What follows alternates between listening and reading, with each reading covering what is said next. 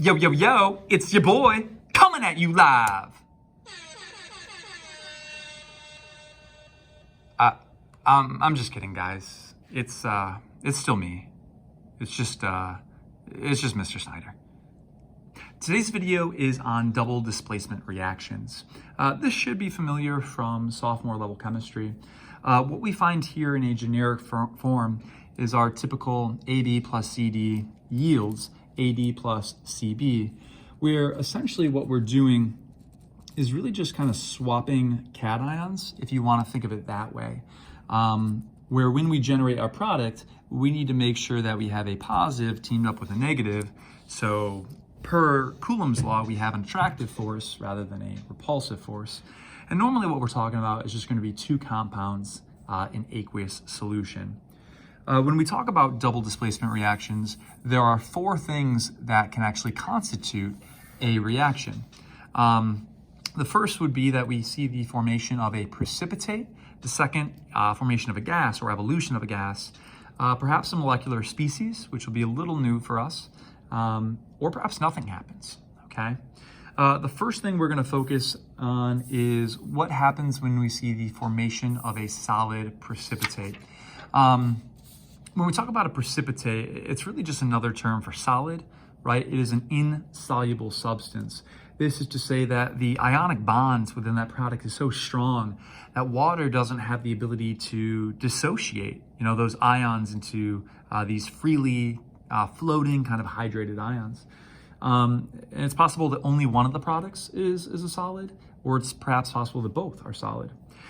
It is imperative that we know the solubility rules, or at least have a really good familiarity with them. But these are the big four. We need to understand that ionic compounds that have a potassium, sodium, ammonium, or nitrate ion are almost always, or I should say always, going to be soluble. Again, those are the big four that ultimately need to be committed to memory. So let's take an example. Let's take a look at an example rather. Let's say we have iron 3 chloride and we're mixing this with silver nitrate. What I've done is I've taken the liberty to come up with our two reactants, making sure that they're both balanced from a charge perspective. When I go to generate my product, again, I'm going to swap spots, like the two cations will swap spots. I should really make this more so towards the silver there. Sorry about that. The idea being is that I'm going to form silver chloride. I'm also going to form our ferric nitrate, so FeNO3. Again, we just got done discussing that all nitrates are going to be soluble in solution, so I'm gonna give that an AQ there. As far as chlorides go, chlorides tend to be really soluble. However, when chloride is teamed up with like a silver, the mercurous form of mercury, or plume bis, the +2 form of lead there, these things are going to be largely insoluble. So we're actually going to denote that as a solid. At this point, in order to have a correct molecular equation, we need to make sure everything's balanced. Sticking a 3 here and a 3 here looks to get that done. The reason this qualifies as a reaction, again, is because we have the formation of that solid precipitate. Taking our overall molecular equation, at this point, I want to come up with the overall ionic equation. So all I'm going to do is look to break up my aqueous species. So I'll start with the reactant side of things. I'll have the Fe3 plus in solution, 3 equivalents of my chloride anion there. And we just kind of keep working along this reactant side of things, breaking up everything that is, again, aqueous in solution. Once I've attended to the reactant side of things, I'll work on the products. The silver chloride that I formed is that solid precipitate. That's not going to be broken up, again, because it's a solid. Water doesn't have the strength to break up that ionic bond. But I will attend to the other product there. So Fe3 plus AQ, plus the 3 equivalents of the nitrate. Okay. So if this is my overall ionic equation, what I'll do is I'll eliminate my spectator ions. Again, those are components that are found on both the reactant and product side of my equation. So I'll start with my iron, that will get eliminated. And then my nitrate can also get knocked out there. And so what I'm left with, again, is going to be my overall, it's just my net. It is my net ionic equation at this point. And so I find that I have 3 equivalents of the chloride with the 3 equivalents of the silver ion here. And then 3 equivalents of my silver chloride. Given that all of my coefficients are 3, I can reduce, and my net ionic equation should merely be Cl minus plus, or Ag plus, yielding that solid silver chloride there. So again, we've progressed from our initial molecular equation to our complete ionic. I've eliminated my spectator ions, and that's how I've arrived after reducing my coefficients to the net ionic equation. Again, this constitutes our first example where we've seen the formation of a solid precipitate. We'll move on and we'll talk about the formation of a gas. When we talk about the formation of a gas, one of two things can happen. Either we can form a gas directly, or we can form one from the decomposition of another product. So one of the gases that can form directly is going to be hydrogen sulfide. Again, that's a gas that will evolve out. The other 3 that I'm asking you to be familiar with, you kind of already are familiar with. These are, resultant gases from the decomposition of a product that you would anticipate forming. So again, we should know that carbonic acid is going to decompose, that sulfurous acid is going to decompose, and that our ammonium hydroxide there is also going to decompose into those, kind of respective gases there. I think at this point it's worth mentioning that we really need to commit the 7 strong acids and the 8 strong bases to memory. The ones that freely or kind of like, I should say, dissociate well in solution, that's going to give rise to these first 3 scenarios here. And then the bases we need to be familiar with, because that's ultimately how we're going to look to generate the ammonium hydroxide as a product. So I would argue that, in terms of formation of a gas, and then moving forward, when we get to the molecular species, which we're going to see here in a second, it's imperative to really understand these things. Okay, so the example we're going to take a look at is when we have ammonium nitrate and we are going to combine that with potassium hydroxide. So again, I've already written out our reactants. Let's go ahead and kind of swap these positive ions here. We'll just kind of like exchange partners. So we get our potassium nitrate. We also get our ammonium hydroxide, okay?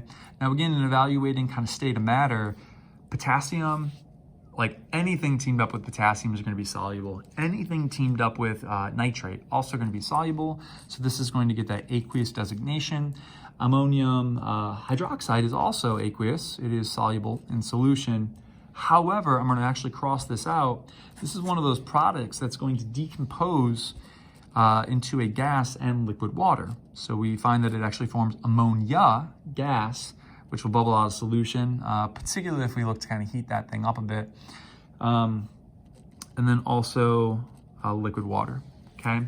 So if this right now is, and actually as written is balanced, is my molecular equation, I'll kind of push on to the overall ionic, where I will break up all aqueous species. So I have my NH4 plus, my NO3 minus,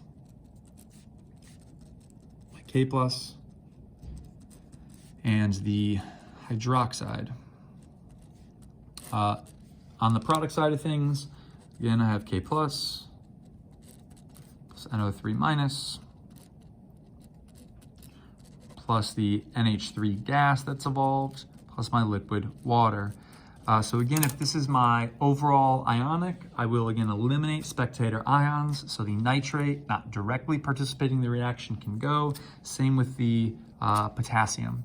So as a result, my net ionic equation will have what is remaining, the ammonium cation there, plus the hydroxide, resulting in the formation of the ammonia gas and our liquid water. Okay, so again, this is my net ionic equation there. Really just kind of demonstrating the pertinent part of the reaction, or I should say what actually deems this as a reaction. Okay. The third type we're going to take a look at is the formation of a molecular species. And this one's going to maybe take a little while to get used to. When we talk about a molecular species, we're talking about something that is going to be unionized in solution, which is to say it's kind of going to be a solid, something that really just doesn't have great solubility. So we either say, again, it's unionized or it's partially ionized.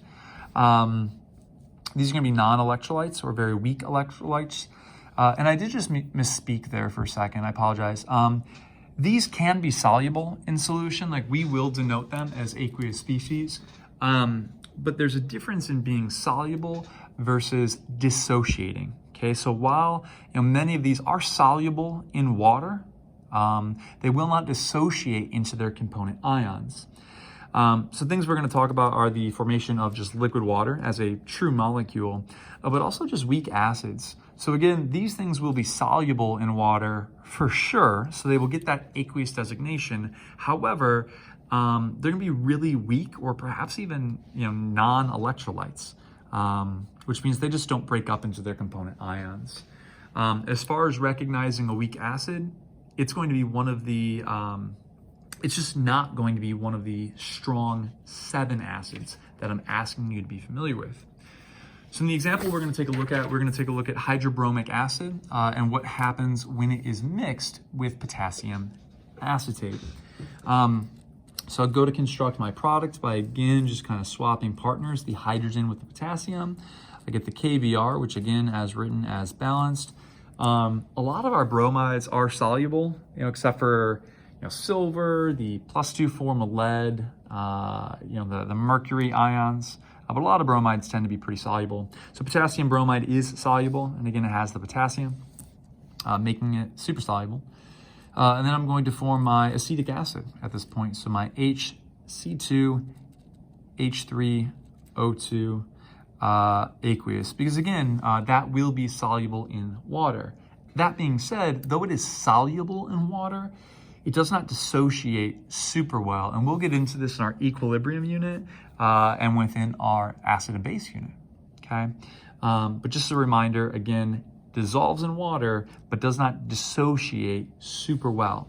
So in going from our molecular equation to our overall ionic, we are actually not going to break that up into its component ions because, like I said, it doesn't really do that to a large degree. So I will separate all the aqueous ions on the reactant side of things. Have my reaction arrow there. The potassium bromide will break up nicely in solution. So I'll separate these out. But again, because it is a weak acid, all that means is that weak acids don't have the ability to break up into those component ions all that well. And so it actually is written as that whole unit there. The only spectator ions we really have is the bromide and the potassium. So when it comes time to generating our net ionic equation, all we really find that is kind of participating in this reaction is going to be a free proton kind of finding its way with the acetate there. And again, we will revisit this quite a bit, this concept quite a bit in the context of our acid and base unit. But it is because this acetate does not break up all that well in solution that we qualify it as a reaction. So again, as written, this is our net ionic equation. The last possibility we're going to see is when truly nothing happens, right? So we don't see the formation of a solid. We see no gas evolving. We don't see one of these kind of weak or non-electrolytes as we just visited in the context of that acetic acid. We really just have kind of this mixture of aqueous ions, okay? Maybe we take a compound that's been dissolved in water and we add it to another container where kind of lying in wait is another compound dissolved in water, and nothing really clicks, okay? We don't really have a net ionic equation that we can write because everything is kind of just a spectator ion. Nothing really all that remarkable has happened. And we can see this in the context of zinc chlorate, perhaps reacting with aluminum sulfate. The products are going to be zinc sulfate plus aluminum chlorate Want to make sure these are properly balanced. A lot of sulfates tend to be aqueous in solution. There are some exceptions. And actually all chlorates happen to be soluble in solution. In order to balance this thing out, I add in some coefficients just to make sure I'm not in violation of the law of conservation of matter or mass. And now that I have these equations as written, everything is aqueous. The zinc sulfate and the aluminum chlorate both are really electrolytic. Again, they will break up into their component ions. So this overall ionic equation is going to be kind of a beast here. We have 3 equivalents of the zinc, 2 plus, 6 equivalents of the chlorate, minus, 2 equivalents of the Al3 plus 3 equivalents of the sulfate ion. And I'm going to say form right now, but we're probably going to go back and kind of change that language here in a second. On the product side of things, we have the zinc, we have the sulfate. Running out of room a little bit. Sorry about that, guys. We have some aluminum, and we have more chlorate. And what we find is that everything we have on the reactant side is what we have on the product side of things. I mean, I have 3 equivalents of the zinc ion, 6 equivalents of the chlorate, I got my aluminum, and I got my sulfate. So, if everything's kind of getting erased, and everything is kind of just a spectator ion, what we find is that there's really just no reaction that has taken place. Okay, all these ions, again, the 4 ions are just freely floating in solution. Nothing really all that remarkable has happened. All right, thanks guys.